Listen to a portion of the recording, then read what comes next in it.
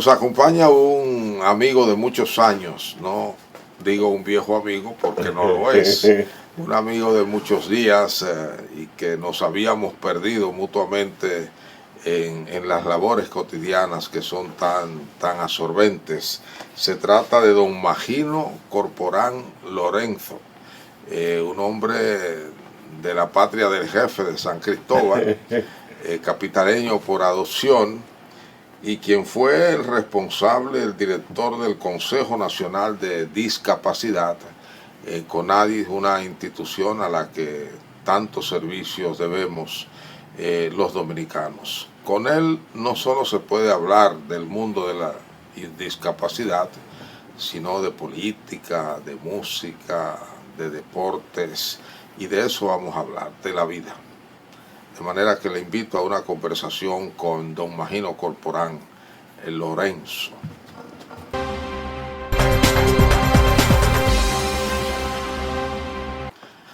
Don Magino Corporán, un gusto verle después de tantos años por acá, porque en el pasado nos habíamos juntado aquí en varias ocasiones. Verle buen mozo, yo le diría que rejuvenecido de verdad. Alguna gente cuando están fuera del ejercicio de su cargo o del poder se ponen tristes, mustíos, etcétera, pero a usted lo veo con la vitalidad duplicada. Pasó 8 años creo con nadie, ¿no? ¿Lo echa de menos? Echo de menos algunos programas, ya, porque trabajamos muchos programas, fuimos bastante atrevidos. Tú sabes que tú me entrevistaste también en Radio Popular. Sí, como no, protagonistas. Sí, recordando, hablando de... ¿Y aquí también? Sí, aquí también, sí, pero sí. antes sí, en Radio sí, Popular. No. Y la verdad que siempre para mí es un tremendo placer. Es una persona de la que yo me siento muy cerca. Ya, gracias. Y muy agradecido de tu amistad. 8 años en una institución como CONADIS da tiempo, creo, para hacer cosas y pensar cosas. Claro, es así. Y yo que iba con un macuto de sueños, porque era un poquito de poder para alguien que ha estado trabajando esa agenda por muchos años. Desde es decir, siempre. Yo tenía un macuto. Y el tema con eso fue en que, en el caso de mi familia, que se comprometió, yo la consulté, y que mi familia también está comprometida con la discapacidad, yo tenía ese respaldo atrás, emocional y técnico, porque, por ejemplo, en el caso de mi hijo Federico, ha escalado altísimo en el manejo técnico de la discapacidad. Entonces, con ese macuto de sueño, yo sabía que había que visibilizar a la persona con discapacidad como una tarea urgente. Y así desarrollamos el programa que se llamó Saliendo del Escondite. Y con ese programa nos montamos y fuimos a más de 150 comunidades donde hacíamos exhibición de deporte adaptado y también reuníamos las autoridades, el poder local, lo acercábamos. Y en ese mismo escenario entonces se podía negociar un poco el tema de la inclusión, porque es una agenda transversal, el de la discapacidad. Y en ese escenario, entonces el alcalde, representante de los ministerios, se lo podía acercar a los líderes locales. Y dio muchos resultados en términos de responder a aquella pregunta que hacía el encuestador, de responder a aquella respuesta y pregunta que hizo el encuestador: ¿cuántas personas viven en este hogar? Y el familiar le decía: vive 6 personas y un loco, vive 5 personas y un ciego. Y es decir, un asunto estructural en la sociedad dominicana, no de excluir. Se le excluía, ¿no? La dignidad borrada. Exacto. No era persona. Entonces sabíamos que había que visibilizar. Y se avanzó en la visibilización. Yo creo que sí. Bastante. Algunos amigos me decían: ¿y después qué? ¿Qué vamos a hacer? Y yo dije: bueno, ese qué lo vamos a resolver y el cómo entre todos. Pero ya habremos dado un paso. La sociedad se habrá humanizado más. Sí.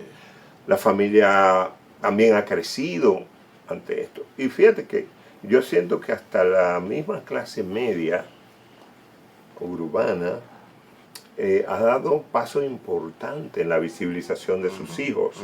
Yo pienso que se avergüenza menos, lo tienen Ya ya. es muy fácil encontrarse, Sí. por ejemplo, en un restaurante clase media, con una familia Sí, que va con los hijos que tienen dificultades de discapacidad. claro. Y van normal, normal, y entonces uno se da cuenta también que el restaurante tiene espacio para esa persona. Le buscan Exactamente. su silla especial o su mesa especial, lo Claro. acomodan en la misma mesa, Claro. y todo normal. Porque al visibilizarlo, hacerlo persona, Sí, que hacerlo persona sigue teniendo un desafío grande en la sociedad, es que muchos no tienen documentos civiles. ya. Y eso sabe que desde el punto de vista del Estado no existe. O sea, no es persona jurídica para poder demandar los servicios. Y ahí todavía la sociedad tiene una gran deuda. Pienso que es menos, Ya. pero hay que seguir trabajando para lograr que toda la población dominicana tenga su documento civil. Una pregunta, en tu experiencia, el poder siempre,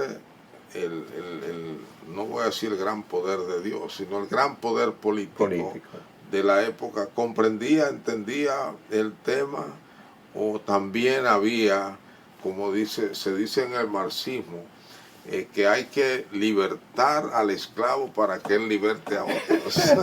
Interesante esa metáfora. Yo decía y sigo diciendo que hay que evangelizar. Ya.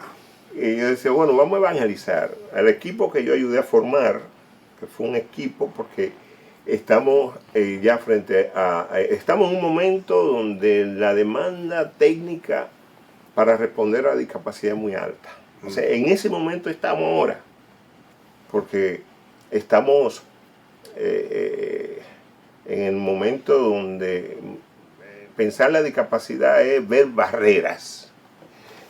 Y la barrera política, para responder tu pregunta, bienvenido, ahí nosotros hicimos un poco de evangelización, muchos compañeros, algunos se me han ido. A mí me tocó alguna de esa evangelización. Ya. Yo me reuní con los grandes líderes.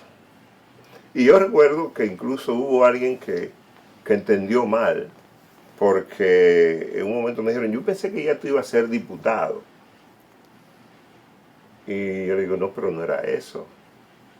Yo he dicho que hay que humanizar la política, entonces no era eso lo que yo buscaba. Exacto. Yo por ejemplo me reuní con el profesor Juan Bosch y tuve una respuesta interesantísima. Me sorprendió con la humildad que reaccionó frente a esta temática. La dio como una temática nueva, de la que él no tenía seguimiento de ese sujeto que se estaba construyendo en la sociedad. Fue interesante, incluso me pidió que le mandara información a la casa. Ya. Y luego el doctor Peña Gómez hizo un aporte extraordinario. También nosotros nos acercamos. Quien sirvió para ese encuentro fue mi entrañable Johnny Ventura. Y le hicimos un encuentro en el Hotel Santo Domingo 93, 94 con personas con discapacidad. Y aquello fue muy humano porque yo le decía a Johnny, yo quiero que quede bien, porque él nos está haciendo un favor. Yo quiero que él quede muy bien porque es que ni los políticos se van interesados en esta población. Ya. Y si él da ese paso, yo sé que va a movilizar los otros A los líderes. demás. Y yo le dije, pero yo quiero que él quede bien.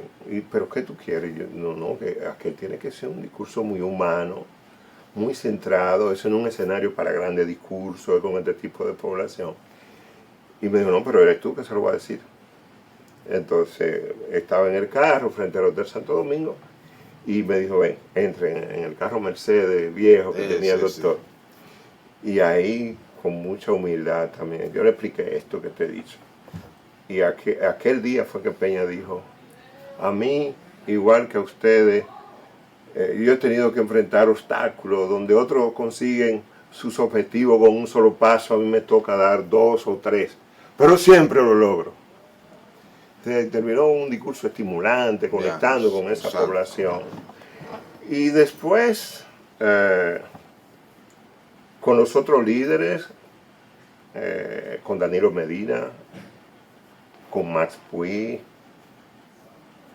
Eso fue una labor así, como te cuento, así un poco de evangelizar. ¿Con Leonel no te tocó? Con Leonel no nos tocó. Lo que hicimos fue mandarle una información. Entonces le enviamos una información. Y otra cosa que también estimulábamos, y en eso yo creo que logramos también apoyar, fue que los programas de partidos políticos comenzaran a incluir estas demandas. Y ya tú verás que después vino la ley. Y después vino la ley, y entonces ha ido apareciendo. Sí, sí, y ahí, para tu alegría, tú sabes bien que hay entidades del gobierno que cumplen al pie de la letra. Claro. No te digo que todas, pero claro, he visto sobre todo en bancos de reservas, por ejemplo, en la Junta Central Electoral he visto esto con mucha generosidad. Y te pregunto, pero para el próximo segmento, para que comencemos por ahí, ¿cómo han cambiado los medios su manera de abordar el tema? Vamos a una pausa comercial.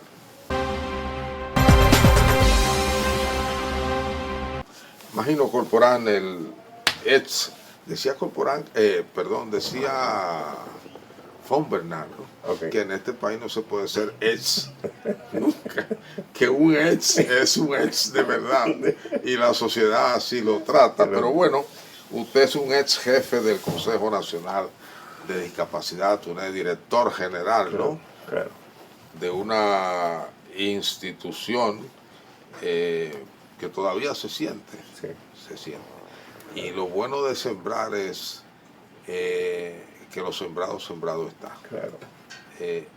Te preguntaba en el segmento anterior, en la parte final, bueno, hemos visto cómo los políticos, ¿verdad?, han ido poco a poco aceptando lo que llamas la evangelización, y cómo las familias ya hacen más visible a sus parientes con discapacidad, como los restaurantes y los sitios de diversión incluso preparan ya sitios, lugares, rampas para que estas personas puedan vivir con la normalidad que viven los demás.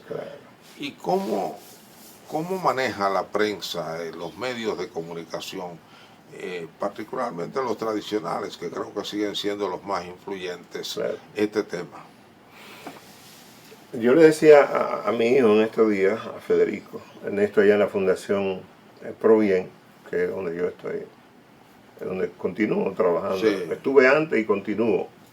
Y yo le decía, tenemos que hacer una tarea, porque ha habido mucho relevo, y me parece como que hay que hacer una campañita nueva en los medios.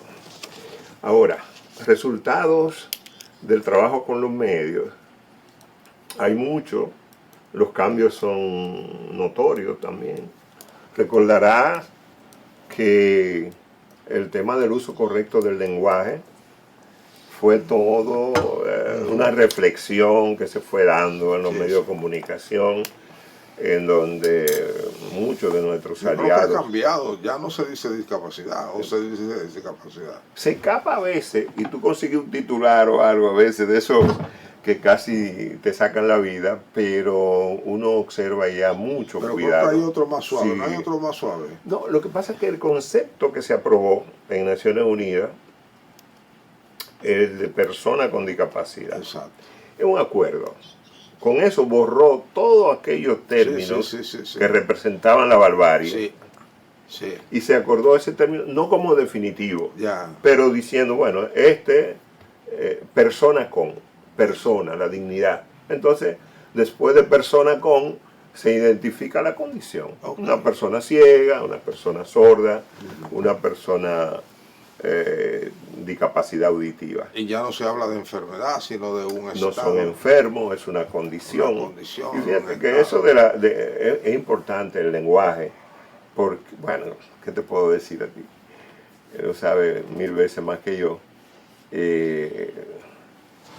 Y nosotros como país, incluso que tiene esta relación con el turismo, el mercado de la persona con discapacidad es muy alto. Y sigue aumentando porque dentro de los adultos mayores la discapacidad crece mucho.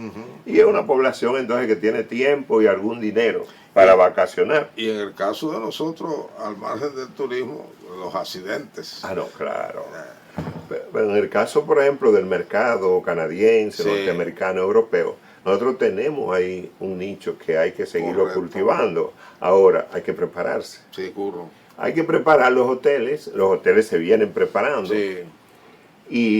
Pero hay que preparar la cadena completa, porque en el aeropuerto también la línea tiene ya mucha asistencia de silla de ruedas y demás. Sí. Ahora, necesitamos también que el transporte terrestre, y necesitamos, y ahí vuelvo a conectar con el tema de la comunicación, para que la buena comunicación, que los asistentes, la persona que recibe a esos clientes, use correctamente el lenguaje. Exacto. Porque tú decirle minusválido o inválido a un cliente de eso puede resultar casi la ruptura de... Sí. De, o un trato que él perciba. Discriminatorio. Aún con la nomenclatura correcta. Claro. Pero él siente, ¿verdad? Claro. Emocionalmente que hay una discriminación o un trato diferenciado. Claro. Y el control de las emociones, porque nosotros que también expresando precisamente la discriminación de esa forma, creyendo que todo el que está en una silla de ruedas necesita ayuda. Exacto. Y no la canalizamos, sí. No le explicamos, mire, yo estoy aquí. Es un poco complicado. Es complicado, pero hay que enseñárselo. Sí. Ese trato digno se ha venido enseñándole a los hoteles. Muchas veces uno lo hace de verdad que por generosidad y amor, pero el otro el discapacitado no lo percibe así. De hecho, he visto casos de gente que dice, no me ayuda. Claro. El asunto es dar esas herramientas al mercado turístico, y yo pienso que eso mismo hay que hacer, por ejemplo, con las escuelas de comunicación. Las escuelas de comunicaciones deben tener estas herramientas con los nuevos comunicadores. Se ha avanzado porque, por ejemplo, la comunicación para la persona sorda es una realidad. Ya, por ejemplo, en la pantalla dominicana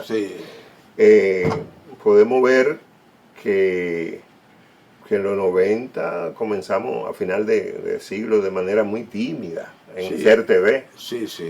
Y hoy día casi es una realidad. Eso yo creo que lo empezaron las iglesias, porque particularmente conozco la experiencia de las iglesias protestantes. Ese es un ministerio. Y hay escuelas, muchas escuelas. Claro. Ellos tienen esa tradición para enseñar ese lenguaje. Y con desarrollar intérpretes. Luego nosotros, ya en los medios de comunicación, la televisión. Esa labor me correspondió llevarla cuando fui director de rehabilitación profesional en salud pública. Con un buen médico amigo, el doctor Vargas Lemonnier, tomamos la iniciativa y fuimos donde Juan de Lanza. Ahora, en términos de comunicación... pero ya en los principales noticiarios está el lenguaje de señas. Y el mismo presidente de la República. O sea, se nota que la autoridad máxima del Estado tiene en sus actividades comunicacionales a un intérprete de lengua de señas. Así es. Y decía el caso de la Junta. La Junta también tiene, siempre se hace acompañar. Así es. Que tiene además un trabajo holístico, el de la Junta, incluso con formación a su personal, con mucha formación al personal para el trato digno y para el tema del acceso al voto. Y también los derechos a ser elegidos, que ya hay muchas personas con discapacidad. Y ese es otro indicador, bienvenido, postulando. Y de hecho hay en este momento 3 regidores que fueron electos en el territorio nacional. Uno en San José de las Matas, otro en San Juan de la Maguana, y no recuerdo el otro. En definitiva, la comunicación yo entiendo que hay que seguirla trabajando, como debe ser. Ha habido muchos avances. Yo creo que hay un gran desafío comunicacional, no solo de los medios, sino también del Ministerio de Educación, con lo que tiene que ver con el diccionario de la lengua de señas que ya tiene el país, que es la base de la comunicación. ¿Ese diccionario existe? Sí, ese fue una de las obras importantísimas que hizo el país. Una pregunta que roza lo político. CONADIS ha seguido, ha dado continuidad y ha hecho innovaciones o se ha quedado atrás en los últimos años. Bueno, yo no estoy al tanto de todo lo que viene desarrollando, sinceramente, le cuento. Lo que pasa que la misma gobernanza de CONADIS es compleja, o sea, tiene algunas debilidades.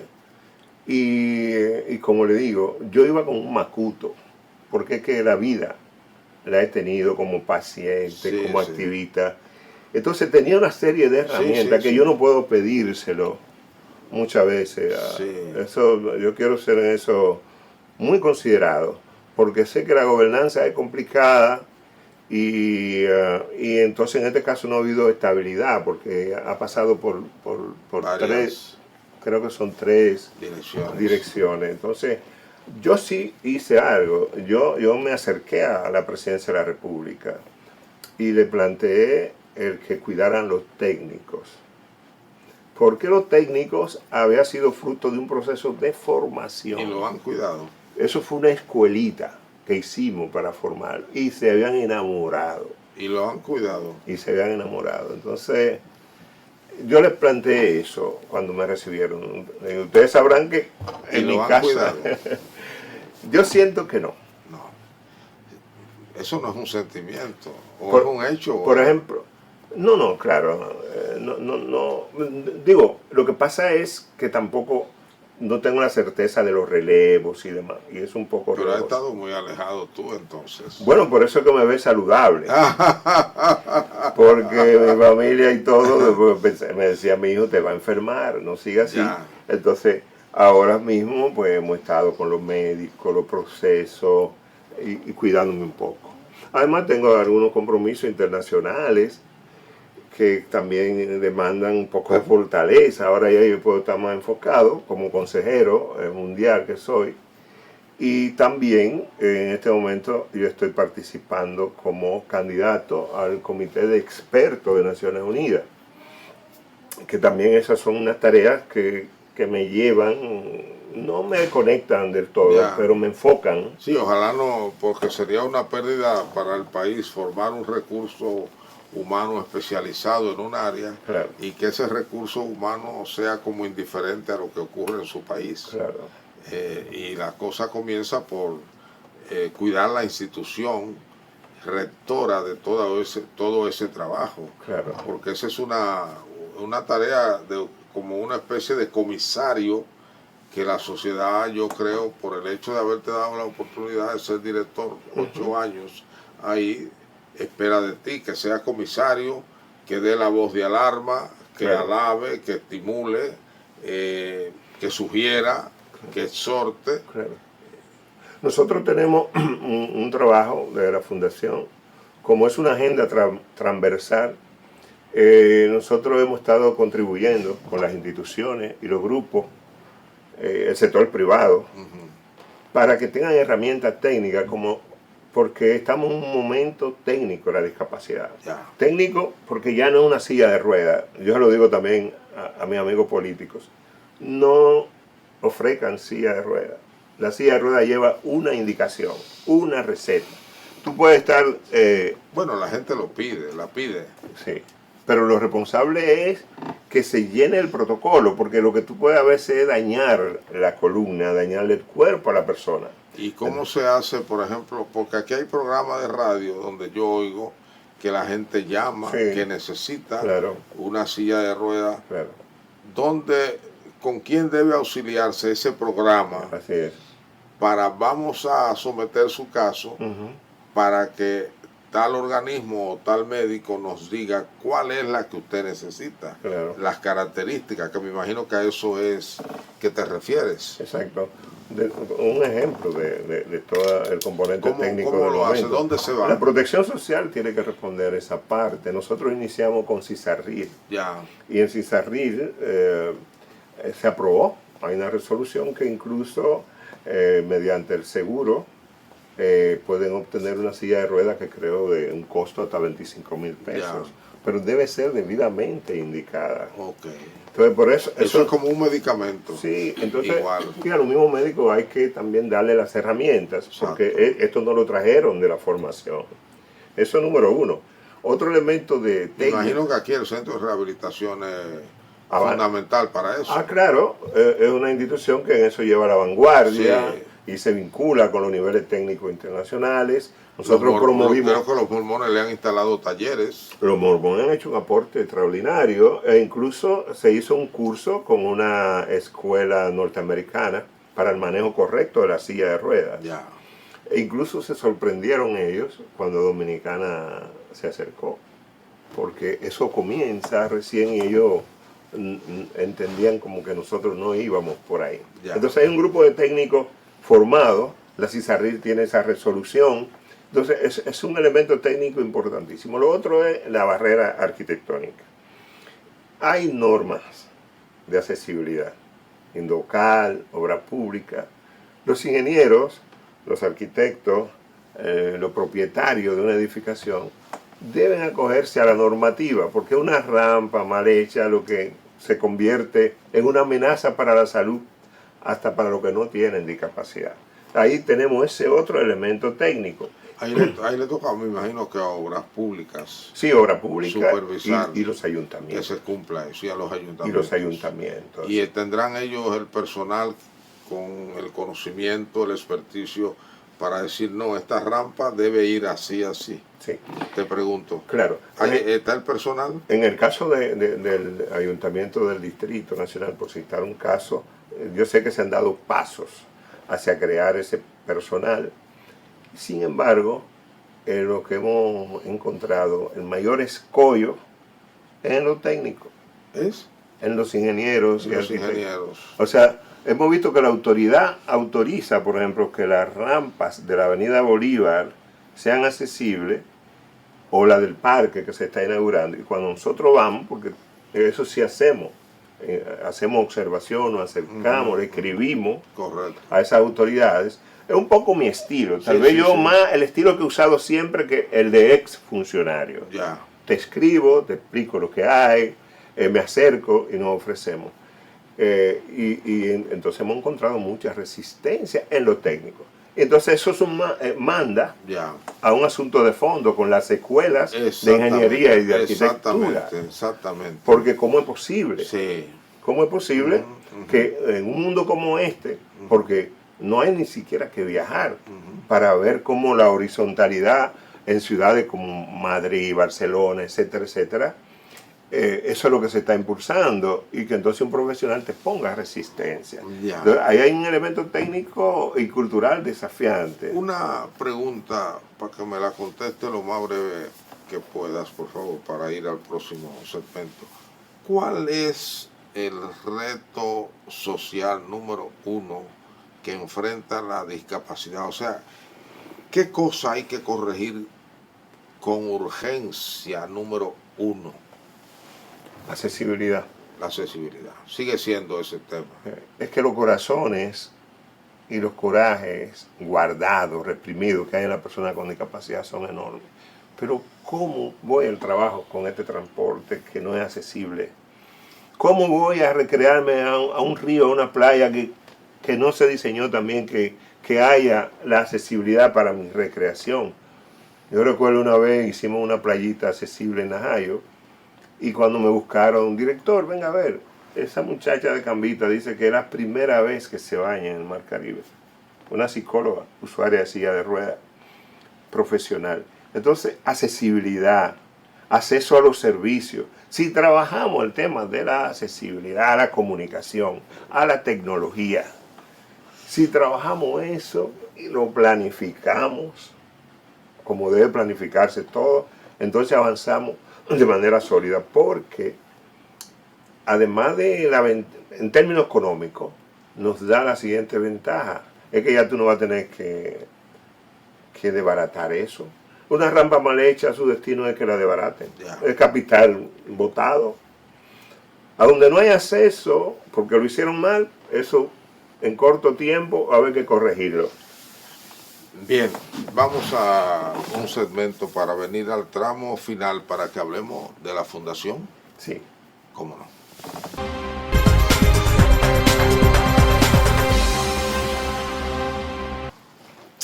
Bueno, don Magino Corporán Lorenzo no solo es de San Cristóbal, también es un activista en el campo de la discapacidad.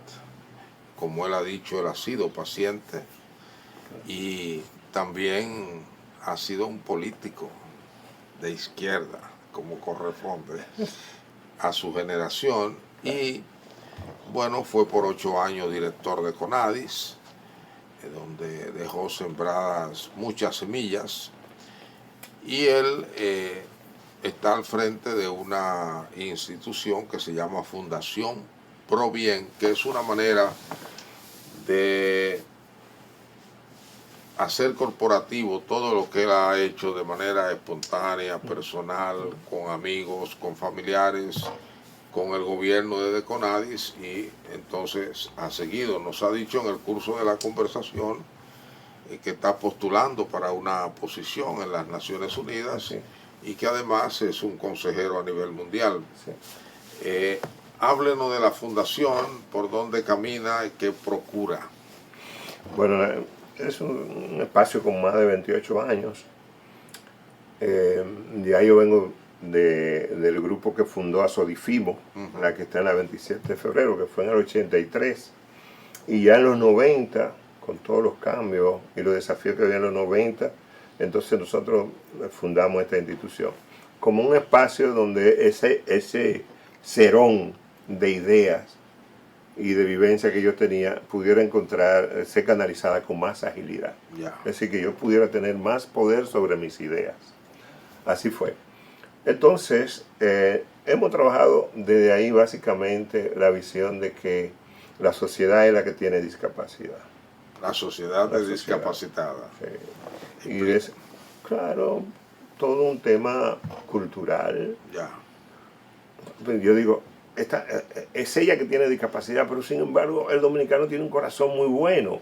Entonces aquí tenemos como que buscar, porque las cosas pueden mejorar. Ya. Ese corazón tan bueno es el mismo que viene y te discrimina y te dice una palabrota, pero tú dices, y cuando lo chequeas bien, tú dices, pero el tipo no me quería matar con el lenguaje, nada, ¿no? El tipo es hasta bueno. Yo lo ejemplifico con los choferes de tránsito público, que en una esquina se matan y hay uno que hasta amenaza y dice que va a salir con un tubo, y tú dices, se van a matar, y siguen los dos, Sí. ¿verdad? Le da la luz verde y siguen, y en la próxima esquina uno le dice al otro, cámbiame esos 100 pesos ahí. Y yo me imagino que el extranjero que ve eso se quedará, pero estarán locos. Claro, tú tienes que tener mucho cuidado con el tema del sentido de las palabras. En mi campo se dice boca de diablo y corazón, de Dios. Entonces, desde ahí tenemos una herramienta básica que se llama el taller Atrévete a ponerte en mi lugar. Ya. Ese taller lo hemos dado, en este momento se le está impartiendo a ministerios, con participación de ministros del país, porque lo que buscamos es esa empatía necesaria para tú poder hacer una política pública, inclusiva, eficaz. Entonces, eso no es solamente empatía, es también construcción de conocimiento de derecho. Pero, bueno, si tú ves los cursos que dimos en INTEC, tú ves a nuestro amigo Toribio 2 horas en una silla de ruedas, cuando él era un curso un diplomado de inclusión allá, en el CES.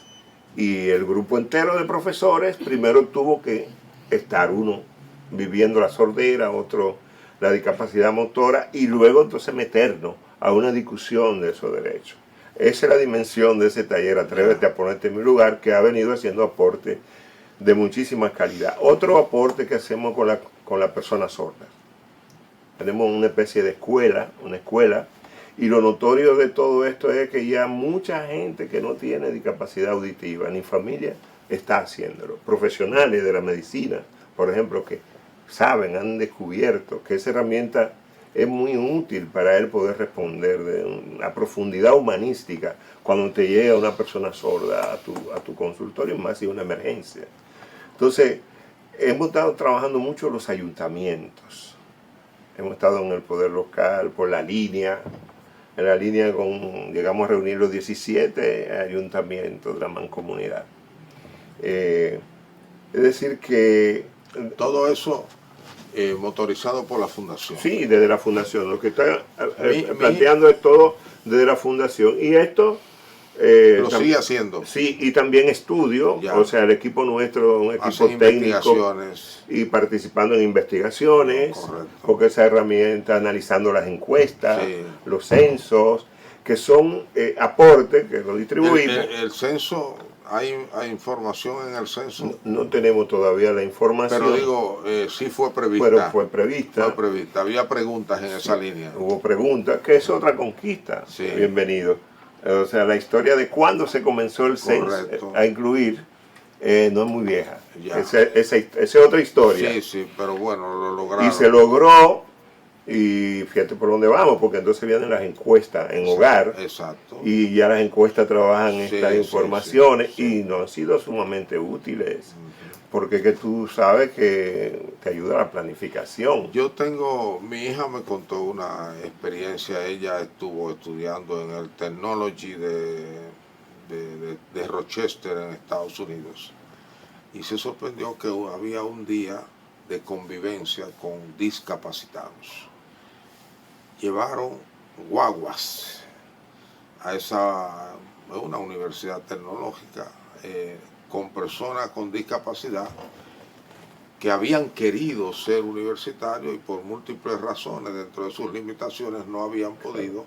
Entonces le daban la vivencia de estar un día en la universidad y a cada estudiante le asignaban uno. Sí, como entonces, una sombra. Iban al comedor, iban a la biblioteca, todo lo que hacía un estudiante normalmente en un día, ellos lo hicieron. Recibieron clases, escucharon clases en el aula, todo. Y a mí me pareció una dimensión humana extraordinaria. Aquí hay varias universidades que han venido avanzando en el tema de inclusión. UNIBE, Unicaribe, la UAS de manera dispersa. Yo espero que ponga todas las cosas juntas y despierte, porque esta llamada hace un gran trabajo. Sí. Y yo siempre digo que la sociedad se necesita de la discapacidad, porque ¿qué hay de las personas con discapacidad? Eso que ha vivido tu hija, es que hay una reciprocidad. Ya. Cuando hay un alumno con discapacidad en un aula, contribuye a humanizar profundamente a los que no tienen discapacidad y lo pone a descubrir mucho en su humanidad misma. De manera que hay un aporte. Yo esto se lo digo mucho a los padres que no tienen hijos con discapacidad. A ruego, no impidan, no creen crisis mal llevadas en las aulas donde sus hijos sin discapacidad van a compartir ese espacio con hijos con discapacidad. Que esa persona con discapacidad lleva un retorno grandísimo para la convivencia, la tolerancia, el buen vivir. Es mucho lo que enseña a una persona. Son hasta los ritmos. Hasta los ritmos. O sea, si tú apoyar a una persona ciega, por ejemplo, a salir de los espacios, tú ajustas tu ritmo. Correcto. Y ya además él te va a decir, mira, yo me voy a agarrar de tu hombro. Hazlo así.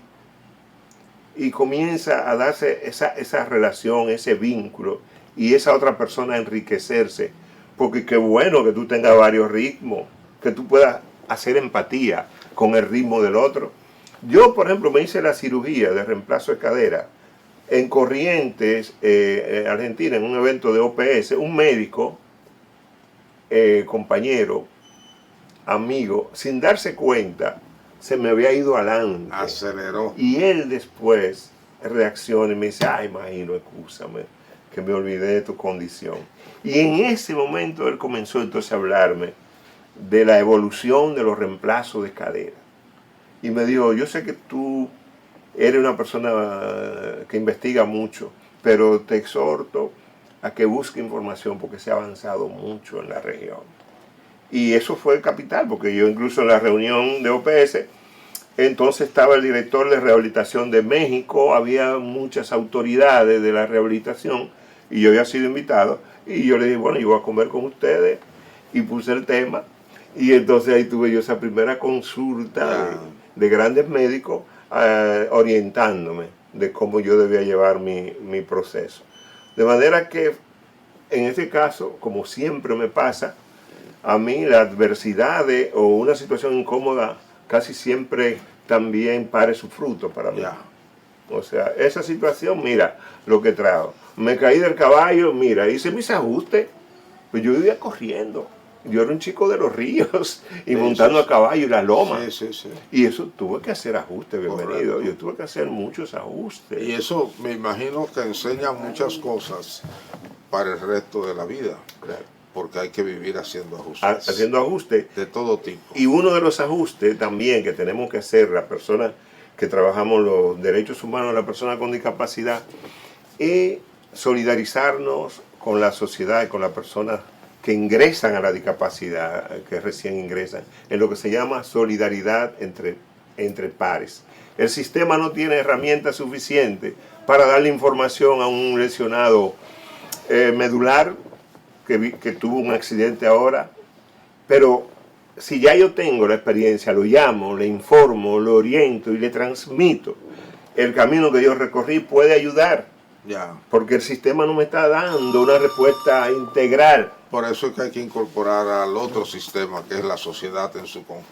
Desde luego, la ciudadanía. Ahí están todos los recursos. Ahí están los recursos. Ahí están todos los recursos. Claro, y es un llamado a la sociedad, esa sociedad buena en la que yo siempre he creído y de la que estoy muy agradecido, a que nos sacudamos porque estamos un poco dormidos. Hay temas que no se pueden dormir. Este es un tema. El tema, por ejemplo, de la crianza de los niños. No se puede dormir. Eso no se puede dejar a la televisión y a la ¿cómo se llama? Niñera, la pantalla. Y a la niñera. Hay cosas que son muy serias. Yo creo que es importante saber, a partir de tus palabras, que hemos avanzado, pero que nos falta, como decía Hipólito, nos falta mucho por hacer.